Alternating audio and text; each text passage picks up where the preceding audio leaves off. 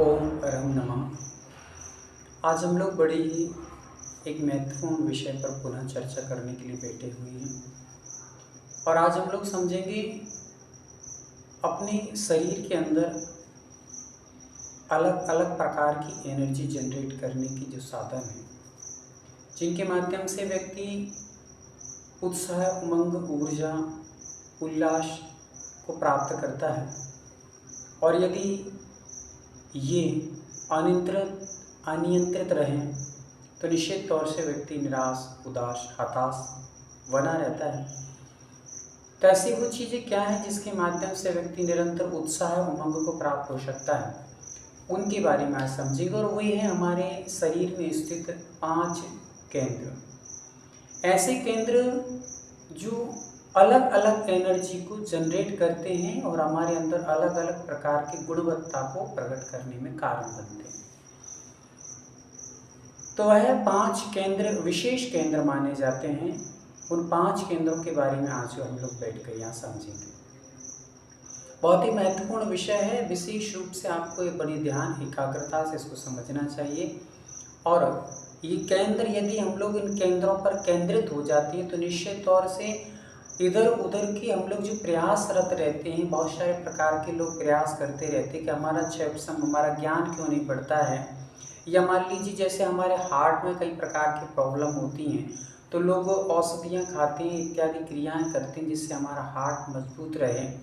या कई लोग ऐसे होते हैं जिनके पेट में कई प्रकार की प्रॉब्लम है, जिनके आहार नली अव्यवस्थित है या डाइजेशन अव्यवस्थित हो रहा है, जिसके कारण से उनको एसिडिटी बनती है, बहुत सारे प्रकार के दर्द हो जाते हैं, या पेट फूला रहता है, भारी रहता है, गैस बनी रहती है। ये बहुत प्रकार के रोग पेट संबंधी हो जाते हैं। यूरिन संबंधी प्रॉब्लम कई प्रकार की बनती हैं, तो उनसे बचने के लिए लोग औषधियों का या टैबलेटों का सेवन करते हैं। आज व्यक्ति की सबसे बड़ी नासमझी यदि कुछ है तो वह यह है कि थोड़े से कोई रोग हो जाते हैं शरीर में तो वह सबसे पहले डॉक्टर के पास पहुंचता है और औषधि लेकर के आता है और टैबलेट लेकर आता है और सेवन कर लेता है। निश्चित तौर से उस सेवन से हो सकता है कि आपको उस समय कुछ रिलीफ महसूस हो, कुछ आराम महसूस हो, किंतु आप ये नहीं जानते हैं कि उस रोग को आपने जो दबाया है, जो रोग आया था उस रोग को दबाने की आवश्यकता नहीं थी, उसको ठीक करने की आवश्यकता थी। आप यदि मान लीजिए पाइप, जब आप पानी का जो सटक अपना रहता है, सटक रहती है जिसमें से एक स्थान से दूसरे स्थान पर पानी भेजा जाता है, यदि वह कहीं दबाव को प्राप्त हो जाए तो पानी आने जाने में काफ़ी दिक्कत महसूस होती है। अब आप उस दबाव को बस ठीक कर दीजिए तो अपने आप पानी व्यवस्थित आना जाना प्रारंभ हो जाएगा। पर आप यदि मान लीजिए पाइप में कुछ डाला डोली कुछ करते हैं तो फिर निश्चित तौर से पाइप खराब हो जाएगा, जो आपकी नली डली है पाइप पानी की वो खराब हो जाएगी।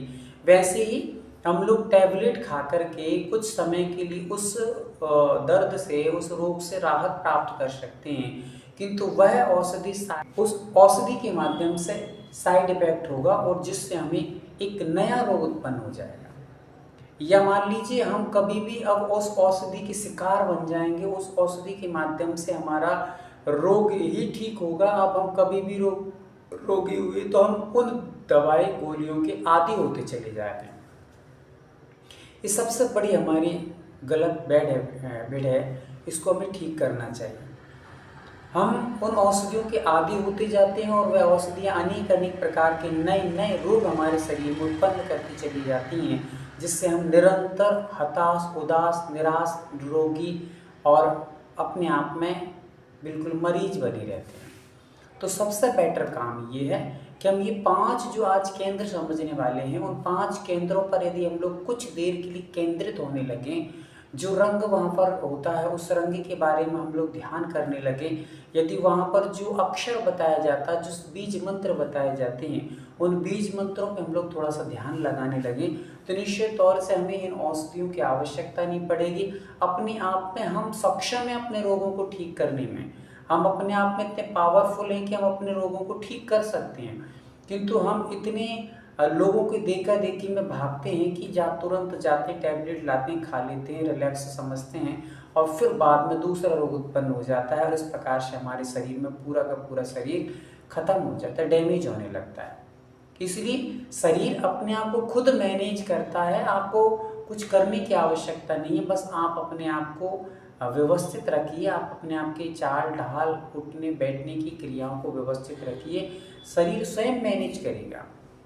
उदाहरण के तौर पे, एग्जाम्पल के तौर पे आप समझ सकते हैं कि जैसे हम लोग को जब गर्मी का समय आता है, गर्मी के समय में हमारे शरीर के लिए ठंडक की आवश्यकता होती है, तो शरीर खुद ब खुद पसीना निकालता है जिससे हमारा शरीर ठंडा बना रहे, क्योंकि ठंडक पसीने से, पसीना आता है तो पानी का काम करता है और ठंडक बनी रहती है उस पसीने से।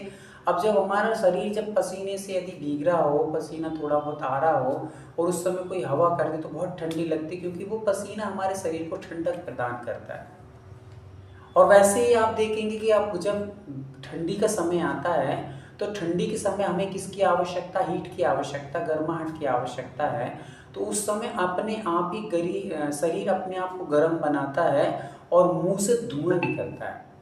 कभी भी गर्मी के समय में व्यक्ति यदि गर्म शरीर हो रहा है, फिर भी गर्मी के समय में आग बाहर से मुंह से धुआं नहीं निकलता है, किंतु ठंडी के समय में जब ठंडी हो रही शरीर में, फिर भी अंदर से शरीर अपने आप को गर्म करता है और धुआं निकलता है।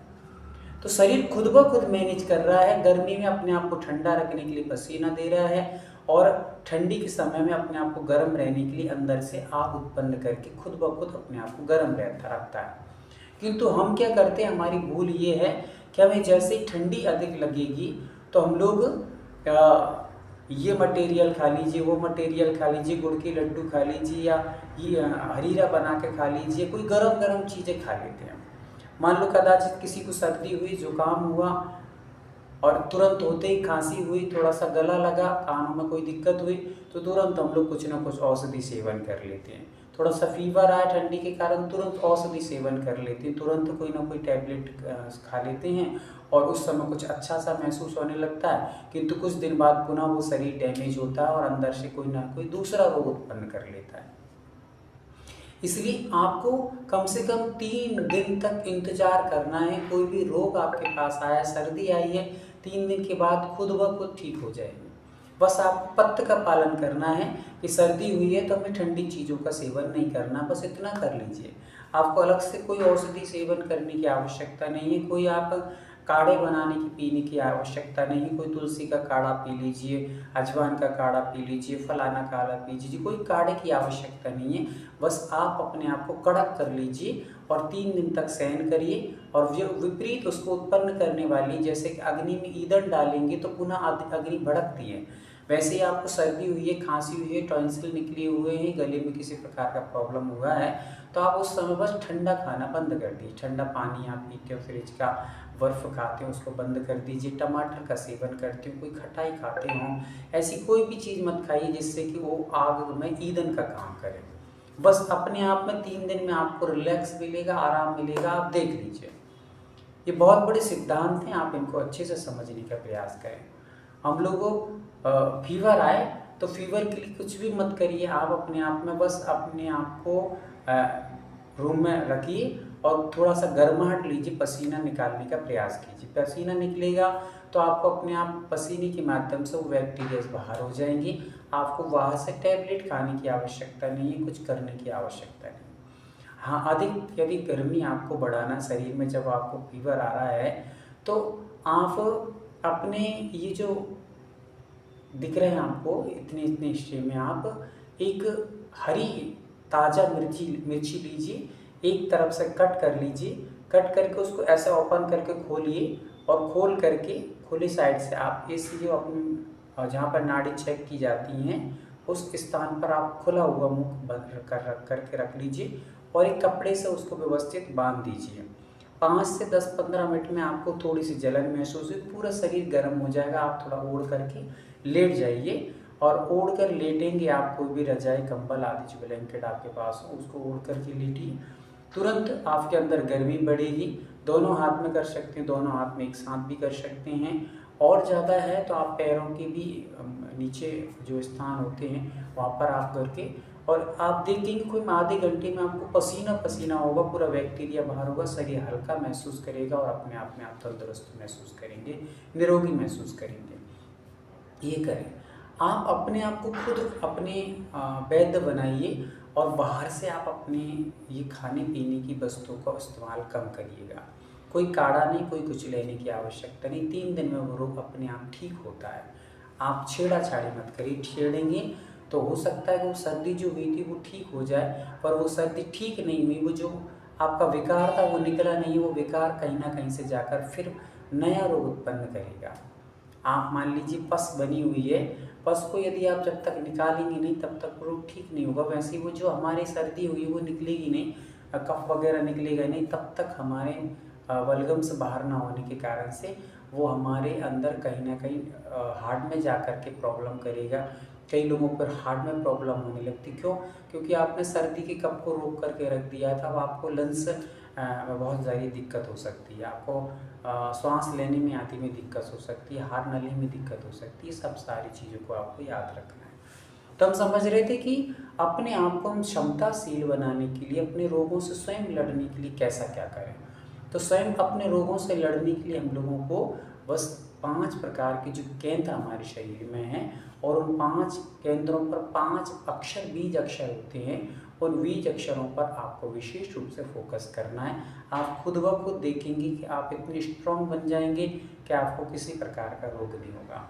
विटामिन्स की जिनको कमी रहती है वो हरे रंग का एक चक्र होता है, हरे रंग का केंद्र होता है। उस हरे रंग के केंद्र पर आप एक जो बीज अक्षर बताया जाएगा उसको चिंतन करेंगे डेली, तो आपको विटामिन्स की कमी होगी। कई लोगों को ब्लड की कमी होती है या किसी किसी को जैसे महिला वर्ग को मासिक आदि की प्रॉब्लम होती है, तो उन लोगों को लाल रंग का सिद्ध परमिष्टि का जो लाल रंग होता है उसको हम लोग चिंतन करेंगे और उसमें जो बीज अक्षर है उसके साथ चिंतन करेंगे, कलर के साथ चिंतन करेंगे, तो निश्चित तौर से ब्लड संबंधित जो प्रॉब्लम हमारे शरीर में है, कई लोगों को ब्लड इन्फेक्शन होने के कारण से पिंपल्स आदि हो जाते हैं, चेहरे पर काफ़ी प्रकार के रोग होते हैं, शरीर में कई प्रकार की खुजली आदि। तो ये सारी चीज़ें हम अपने इन मंत्रों के और अपने इन चक्रों को, ये केंद्र जो कहे गए 5 केंद्र, उनको व्यवस्थित तरीके से करने का, संतुलित करने का एक प्रयास करेंगे। तो आप लोगों निश्चित तौर से ये विषय बहुत ही सुंदर है और बहुत ही मार्मिक है। घर में स्वयं अपने वैद्य कैसे बने, अपने रोगों को खुद ब खुद कैसे ठीक कर सकते हैं, इसको आप अवश्य समझें। आगामी काल में अगली वीडियो में आपको बताया जाएगा कि 5 केंद्र कौन कौन से हैं, कहाँ कहाँ पर हैं और उन पर किस मंत्र के उच्चारण से हम उनको पावरफुल और एक्टिव बना सकते हैं, जिससे हम खुद ब खुद एनर्जेट हो जाएंगे। अपन को किसी बाहर की औषधि दवाई आदि की आवश्यकता नहीं पड़ेगी। आज बस इतना ही। आपको यदि विषय बहुत अच्छा लगा हो तो निश्चित तौर से आगे भी लोगों को प्रेषित कीजिए।